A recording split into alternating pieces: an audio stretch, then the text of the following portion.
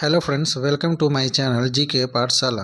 आज हम लोग जनवरी से लेकर जुलाई तक के सारे करंट अफेयर्स को देखेंगे जो आगामी सभी एग्ज़ाम के लिए काफ़ी इम्पोर्टेंट होने वाले हैं। इसमें वैसे ही प्रश्नों को रखा गया है जो एग्ज़ाम के लिए काफ़ी इम्पोर्टेंट है। तो चलिए शुरू करते हैं अगले प्रश्न से, और इस वीडियो को स्किप नहीं करें ताकि आगे जो भी प्रश्न आने वाले वो काफ़ी इम्पोर्टेंट है। अगर आप मेरे चैनल पर नए हैं तो मेरे इस चैनल को सब्सक्राइब करेंगे, और अगर वीडियो ये मेरा पसंद आ रहा हो तो इसको लाइक और शेयर ज़रूर करेंगे। तो चलिए शुरू करते हैं पहले प्रश्न से। पहला प्रश्न है, विश्व के सर्वश्रेष्ठ विश्वविद्यालयों की वर्ष 2024 के लिए वैश्विक रैंक लंदन स्थित क्यूएस यानी क्वाकरवेली साइमंड्स द्वारा जारी की गई। इसमें भारत के किस विश्वविद्यालय को सर्वोच्च स्थान प्राप्त हो? तो इसका सही आंसर है जवाहरलाल नेहरू विश्वविद्यालय जेएनयू को, और इसका स्थान 20वां है। इसको ध्यान में रखेंगे। चलेंगे अगले प्रश्न की ओर। अगला प्रश्न है, भारत ने किस देश को ब्रह्मोस मिसाइल की पहली खेप सौंपी? तो इसका सही आंसर है फिलीपींस। और फिलीपींस पहला ऐसा देश है जिसने ब्रह्मोस मिसाइल की खरीद के लिए 2,966 करोड़ का सौदा भारत के साथ 2022 में किया था। चलेंगे अगले प्रश्न की ओर। अगला प्रश्न है, टाइम पत्रिका की वर्ष 2024 की 100 सबसे प्रभावशाली लोगों की सूची में भारत के कितने लोगों को शामिल किया गया है? तो इसमें भारत के कुल 2 लोगों को शामिल किया है, जिसमें साक्षी मलिक और फिल्म अभिनेत्री आलिया भट्ट हैं। चलेंगे अगले प्रश्न की ओर। अगला प्रश्न है, यूएनडीपी की फूड वेस्ट इंडेक्स रिपोर्ट 2024 के अनुसार भारत में प्रति व्यक्ति भोजन बर्बादी कितने किलोग्राम की गई है? तो इसका सही आंसर, भारत में जो भोजन की बर्बादी प्रति व्यक्ति की जाती है वो 55 किलोग्राम है। और वर्ष 2024 की जो रिपोर्ट है वो उसमें 2022 के आंकड़ों को लिया गया है। चलेंगे अगले प्रश्न की ओर। अगला प्रश्न है, अमेरिकी वाणिज्यिक पत्रिका फोर्ब्स द्वारा विश्व के अरबपतियों की सूची में शीर्ष स्थान किसका है? तो विश्व की अरबपतियों की सूची में शीर्ष स्थान जो है वो बर्नार्ड अर्नाल्ड फ्रांस का है, जो LVMH फैशन एवं कॉस्मेटिक इंडस्ट्री से जुड़े हुए हैं। भारत के मुकेश अंबानी का इसमें स्थान 9वां है। याद रखेंगे, मुकेश अंबानी का स्थान इसमें 9वां है। चलेंगे अगले प्रश्न की ओर। अगला प्रश्न है, भारतीय नौसेना के नए प्रमुख कौन बने? भारतीय नौसेना के नए प्रमुख जो बने वो है एडमिरल दिनेश कुमार त्रिपाठी। चलेंगे अगले प्रश्न की ओर। अगला प्रश्न है, अंतर्राष्ट्रीय मुद्रा कोष के नए प्रबंध निदेशक कौन बने हैं? तो अंतर्राष्ट्रीय मुद्रा कोष के नए प्रबंध निदेशक जो बने हैं वो बुल्गारिया की क्रिस्टालिना जॉर्जीवा है, जो लगातार दूसरा कार्यकाल उनको मिला है। चलेंगे अगले प्रश्न की ओर। अगला प्रश्न है, 16वें वित्त आयोग के अध्यक्ष कौन है? तो 16वें वित्त आयोग के जो अध्यक्ष हैं वो अरविंद पनगड़िया है। चलेंगे अगले प्रश्न की ओर। अगला प्रश्न है, हॉकी इंडिया के वार्षिक पुरस्कार 2023 के अनुसार major Dhyanchand lifetime achievement पुरस्कार किसे दिया गया है? तो ये दिया गया है अशोक कुमार को। याद रखेंगे, अशोक कुमार को। चलेंगे अगले प्रश्न की ओर। अगला प्रश्न है, हॉकी इंडिया के वार्षिक पुरस्कार 2023 के अनुसार सर्वश्रेष्ठ पुरुष एवं महिला खिलाड़ी का पुरस्कार किसे दिया गया है? तो पुरुष एवं महिला खिलाड़ी का पुरस्कार दिया गया। सर्वश्रेष्ठ पुरुष खिलाड़ी का पुरस्कार हार्दिक सिंह को, और महिला खिलाड़ी का पुरस्कार जो है सलीमा टेटे को दिया गया है। चलेंगे अगले प्रश्न की ओर। अगला प्रश्न है, 33वां राष्ट्र साहित्य के क्षेत्र का सरस्वती सम्मान 2023 के लिए किसे सम्मानित किया गया है? तो सरस्वती सम्मान 2023 के लिए प्रभा वर्मा को सम्मानित किया है। वे मलयालम और अंग्रेजी भाषा के केरल के प्रसिद्ध साहित्यकार हैं।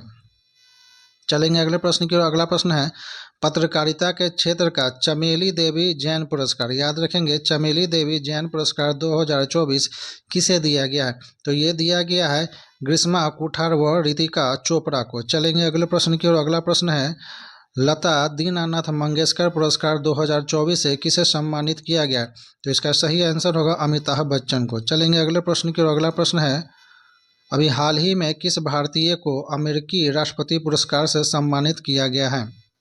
याद रखेंगे, अमेरिकी राष्ट्रपति पुरस्कार से। तो ये सम्मानित जो किया गया वह है जैन आचार्य लोकेश मुनि। वे अहिंसा और विश्व शांति के लिए इन्हें ये पुरस्कार से सम्मानित किया गया है। चलेंगे अगले प्रश्न की ओर। अगला प्रश्न है, खेल जगत का लॉरियस विश्व पुरस्कार 2024 किस सर्वश्रेष्ठ पुरुष एवं महिला खिलाड़ी को दिया गया है?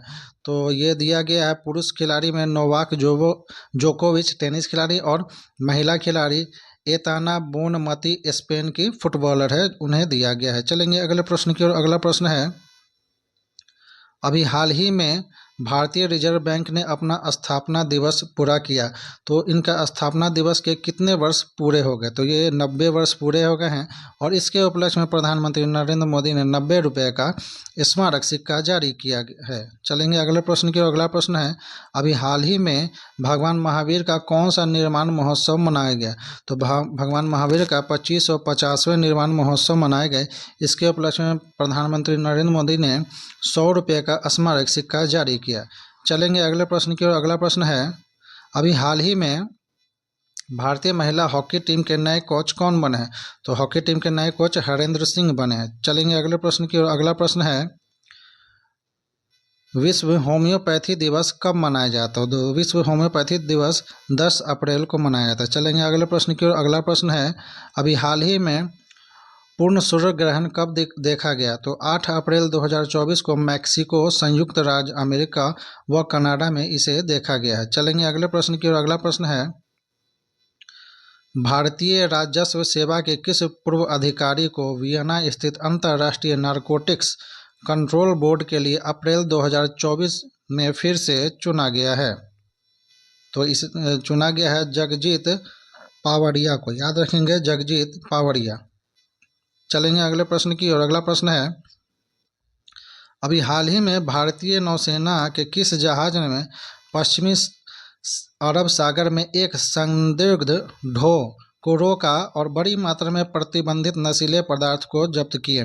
तो ये नौसेना का नाम है INS तलवार, इसको ध्यान में रखेंगे। चलेंगे अगले प्रश्न की ओर। अगला प्रश्न है, भारत व उज्बेकिस्तान के बीच किस नाम से संयुक्त सैन्य अभ्यास अप्रैल 2024 में किए गए? तो ये दोनों जो अभ्यास होता है भारत और उज्बेकिस्तान के, उसे डस्ट लिंक कहा जाता है। चलेंगे अगले प्रश्न की ओर। अगला प्रश्न है, वर्ल्ड एयरपोर्ट अवार्ड में भारत के किस इंटरनेशनल एयरपोर्ट को भारत में सर्वश्रेष्ठ तथा विश्व में 36वां सर्वश्रेष्ठ हवाई अड्डे 2024 का अवार्ड दिया गया? तो ये दिल्ली अंतर्राष्ट्रीय एयरपोर्ट को जो है वह 36वां रैंक मिला है, और भारत का सबसे सर्वश्रेष्ठ हवाई अड्डे का अवार्ड मिला है। और विश्व में प्रथम स्थान दोहा के हमाद इंटरनेशनल एयरपोर्ट का है, इसको ध्यान में रखेंगे। चलेंगे अगले प्रश्न की ओर। अगला प्रश्न है, अभी हाल ही में अफ्रीकी देश डेमोक्रेटिक रिपब्लिकन ऑफ कांगो में पहली महिला प्रधानमंत्री बनी है। उस प्रधानमंत्री का क्या नाम है? तो उस प्रधानमंत्री का नाम जूडिथ सुमीनावा तुलुका है। ये काफ़ी इम्पोर्टेंट है, इसको ध्यान में रखेंगे। चलेंगे अगले प्रश्न की ओर। अगला प्रश्न है, G7 संगठन के विदेश मंत्रियों का सम्मेलन अप्रैल 2024 में कहाँ संपन्न हुआ? तो ये संपन्न हुआ इटली के केपरी में, और G7 में 7 देश आते हुए हैं, Italy, France, Germany, Japan, Britain, Canada, America और यूरोपीय यूनियन, इसको ध्यान में रखेंगे। चलेंगे अगले प्रश्न की ओर। अगला प्रश्न है, अभी हाल ही में सुर्खियों में रही सीकल सेल रोग क्या है? तो ये सीकल सेल रोग क्या है, इसके बारे में देखेंगे। तो सीकल सेल रोग एक आनुवांशिक रक्त रोग है। इसे सीकल सेल एनीमिया के नाम से भी जाना जाता है। यह वंशानुगत लाल रक्त कोशिका विकारों का एक समूह है जो हेमोग्लोबिन को प्रभावित करता है। इसमें लाल रक्त कोशिकाएं अपने सामान्य, याद रखेंगे, अपने सामान्य गोल आकार के बजाय ये सीकल या अर्धचंद्राकार आकार के हो जाते हैं, इसलिए इसे सीकल रोग कहा जाता है। चलेंगे अगले प्रश्न की। अगला प्रश्न है, अभी हाल ही में किस सत्याग्रह का 100वीं वर्षगांठ मनाई गई? काफ़ी इंपॉर्टेंट प्रश्न है। तो ये वाइकोम सत्याग्रह जो केरल में शुरू हुआ था 30 मार्च 1924 से 23 नवंबर 1925 तक, इसके 100 वर्ष पूरे हुए हैं, इसको ध्यान में रखेंगे। चलेंगे अगले प्रश्न की। अगला प्रश्न है, अभी हाल ही में हुए 18वीं लोकसभा चुनाव में किस पार्टी को बहुमत प्राप्त हुआ? तो NDA को इसमें भारतीय जनता पार्टी को कुल 240 सीटें प्राप्त हुई हैं, तथा भारतीय जनता पार्टी असहयोगी दल को मिलाकर कुल 293 सीटें मिली है, जबकि इंडिया गठबंधन को इसमें 234 सीटें प्राप्त हुई है। अन्य दलों को 16 सीटें प्राप्त हुई हैं। चलेंगे अगले प्रश्न की ओर। अगला प्रश्न है 18वीं लोकसभा चुनाव में किसने निर्विरोध चुनाव जीता? तो सूरत के लोकसभा से भाजपा प्रत्याशी मुकेश दलाल, याद रखेंगे मुकेश दलाल। चलेंगे अगले प्रश्न की ओर। अगला प्रश्न है 18वीं लोकसभा चुनाव में कांग्रेस के प्रत्याशी राहुल गांधी किस सीट से चुनाव लड़े? तो ये उत्तर प्रदेश के रायबरेली तथा केरल के वायनाड सीटों से निर्वाचित हुए, याद रखेंगे रायबरेली और वायनाड सीटों से। चलेंगे अगले प्रश्न की ओर। अगला प्रश्न है किस देश ने चंद्रमा सुदूर क्षेत्र से मिट्टी एवं चट्टानों के नमूने लाने के लिए चांग E6 का प्रक्षेपण किया? तो ये सही आंसर होगा चीन। चीन ने चंद्रमा से के सुदूर क्षेत्र से मिट्टी और चट्टानों को लाने के लिए चांग E6 का प्रक्षेपण किया था। ये याद रखें, काफ़ी इंपॉर्टेंट प्रश्न है। अगर ये वीडियो मेरा पसंद आ रहा हो तो मेरे वीडियो को लाइक करें, शेयर करें और मेरे इस चैनल को सब्सक्राइब करेंगे। चलेंगे अगले प्रश्न की ओर। अगला प्रश्न है विश्व प्रेस स्वतंत्रता सूचकांक 2024 में भारत का 180 देशों में कौन सा स्थान है? तो भारत का इसमें स्थान जो है वो 159वां स्थान है। पहला स्थान नॉर्वे का है और सबसे अंतिम स्थान जो है वो इरिट्रिया का है, याद रखेंगे इसको। चलेंगे अगले प्रश्न की ओर। अगला प्रश्न है किस देश ने चाबहार बंदरगाह के शहीद बेहस्ती, याद रखेंगे शहीद बेहस्ती टर्मिनल के संचालन का अधिकार 10 वर्षों के लिए भारत को सौंपे? तो ईरान ने, याद रखेंगे ईरान ने। चलेंगे अगले प्रश्न की ओर। अगला प्रश्न है अभी हाल ही में सार्वजनिक क्षेत्र के किस कंपनी को नवरत्न कंपनी का दर्जा मिला है? तो इरेडा को, याद रखेंगे इरेडा लिमिटेड को अभी नवरत्न कंपनी का दर्जा मिला और अभी नवरत्न कंपनियों की संख्या 17 है और महारत्न कंपनी की संख्या 13 है, इसको ध्यान में रखेंगे। चलेंगे अगले प्रश्न की। अगला प्रश्न है अभी हाल ही में DRDO के अध्यक्ष कौन है जिनके कार्यकाल में 1 साल की वृद्धि हुई? तो DRDO के अभी अध्यक्ष वही हैं जो इनके कार्यकाल में 1 साल की वृद्धि हुई है, डॉक्टर समीर V कामत। चलेंगे अगले प्रश्न की ओर। अगला प्रश्न है अभी हाल ही में UK एशियन फिल्म महोत्सव में freedom of the city of London, याद रखेंगे freedom of the city of London पुरस्कार से किस भारतीय को सम्मानित किया गया? तो यह फिल्म अभिनेत्री शबाना आजमी को सम्मानित किया गया। चलेंगे अगले प्रश्न की ओर। अगला प्रश्न है यूनेस्को के, याद रखेंगे यूनेस्को के पत्रकारिता के क्षेत्र का गुइलेर्मो कैनो विश्व प्रेस स्वतंत्रता पुरस्कार 2024 से किसे सम्मानित किया गया? तो इसका सही आंसर होगा फिलिस्तीन के पत्रकारों को। चलेंगे अगले प्रश्न की ओर। अगला प्रश्न है विश्व स्वास्थ्य संगठन WHO के द्वारा 2024 का नेशनल मंडेला पुरस्कार किस भारतीय चिकित्सा संस्थान को प्रदान किया गया? तो है निम्हांस को प्रदान किया, national institute of mental health and neuro science, याद रखेंगे इसको। चलेंगे अगले प्रश्न की ओर। अगला प्रश्न है कांस फिल्म महोत्सव 2024 के पुरस्कारों में ग्रांड प्रिक्स पुरस्कार किसे मिला? तो ये मिला भारत की पायल कपाड़िया को film all we imagine as light के लिए। चलेंगे अगले प्रश्न की ओर। अगला प्रश्न है अंतर्राष्ट्रीय बुकर पुरस्कार 2024 से किसे सम्मानित किया गया? तो इस जो बुकर पुरस्कार 2024 जेनी एर्पनबैक जो जर्मनी के हैं, इनके उपन्यास का नाम है कैरोस और इनके अनुवादक जो थे वो है हॉफमैन, याद रखेंगे इसको। चलेंगे अगले प्रश्न की ओर। अगला प्रश्न है अभी हाल ही में किस चक्रवाती तूफान ने पश्चिम बंगाल और बांग्लादेश के क्षेत्रों से टकराकर काफ़ी तबाही मचाई? तो इसका सही आंसर होगा रेमल, और ये रेमल का नाम जो दिया है वो ओमान द्वारा दिया गया है। चलेंगे अगले प्रश्न की ओर। अगला प्रश्न है भारत और फ्रांस का संयुक्त सैन्य अभ्यास शक्ति कहाँ संपन्न हुआ? तो ये संपन्न हुआ मेघालय के उमरोई क्षेत्र में। चलेंगे अगले प्रश्न की ओर। अगला प्रश्न है स्पेन का प्रतिष्ठित ला लीगा फुटबॉल टूर्नामेंट 2023-24 किसने जीता? तो ये जीता है रियल मैड्रिड ने, याद रखेंगे रियल मैड्रिड। अभी हाल ही में अस्ताना कजाकिस्तान में एर्लोडा कप संपन्न हुआ, ये किस खेल से संबंधित? याद रखेंगे एर्लोडा कप जो है वो मुक्केबाजी से संबंधित है। चलेंगे अगले प्रश्न की। अगला प्रश्न है 17वीं IPL 2024 की विजेता टीम कौन बनी? तो विजेता टीम बनी है कोलकाता नाइट राइडर्स, उप विजेता टीम बनी सनराइजर्स हैदराबाद, और पर्पल कैप जो मिला हर्षल पटेल को और ऑरेंज कैप जो मिला वो विराट कोहली को मिला है। चलेंगे अगले प्रश्न की ओर। अगला प्रश्न है अभी हाल ही में भारत के किस महान फुटबॉलर ने संन्यास की घोषणा की? तो महान फुटबॉलर सुनील छेत्री ने संन्यास की घोषणा की। चलेंगे अगले प्रश्न की ओर। अगला प्रश्न है, अभी हाल ही में किस देश द्वारा अपने 100 रुपये के करेंसी नोटों पर, याद रखेंगे, उत्तराखंड के कुछ क्षेत्रों को दर्शाया गया? तो नेपाल द्वारा जो है उत्तराखंड के विशेष क्षेत्रों को दर्शाया गया है। चलेंगे अगले प्रश्न की ओर। अगला प्रश्न है, अभी हाल ही में यूनेस्को की मेमोरी, याद रखेंगे, यूनेस्को की memory of the world regional register में भारत की कितनी साहित्यिक कृतियों को जोड़ा गया? तो कुल 3 साहित्यिक कृतियों को जोड़ा गया है, जिसमें है रामचरितमानस, पंचतंत्र और सहृदय लोक लोकाना। याद रखेंगे, पहला ये रामचरितमानस, दूसरा पंचतंत्र और तीसरा सहृदय लोक लोकाना। चलेंगे अगले प्रश्न की ओर। अगला प्रश्न है, हाल ही में भारत के मसालों में एक संदूषक पाया गया है, याद रखेंगे, मसालों में संदूषक पाया जिससे डायरिया और अन्य बीमारी होने का खतरा पैदा हो गया है। तो उस संदूषक का क्या नाम है? तो उस संदूषक का नाम है साल्मोनेला संदूषक। याद रखेंगे, साल्मोनेला संदूषक।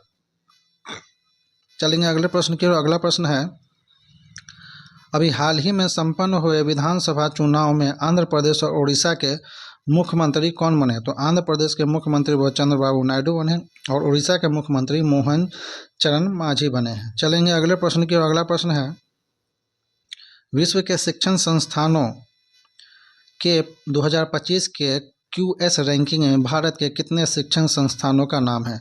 तो भारत के कुल 46 शिक्षक संस्थानों का नाम है। विश्व के 200 शिक्षण संस्थानों में भारत के 2 शिक्षण संस्थान, जिसमें IIT बॉम्बे का 118वीं रैंक और IIT दिल्ली का 150वीं रैंक है। और विश्व के सबसे शीर्ष शिक्षण स्थानों में Massachusetts institute of technology Cambridge America में जो है इसका स्थान है। चलेंगे अगले प्रश्न की ओर। अगला प्रश्न है, किस डाकघर अधिनियम को खत्म करके नया डाकघर अधिनियम 2023 लागू किया गया है?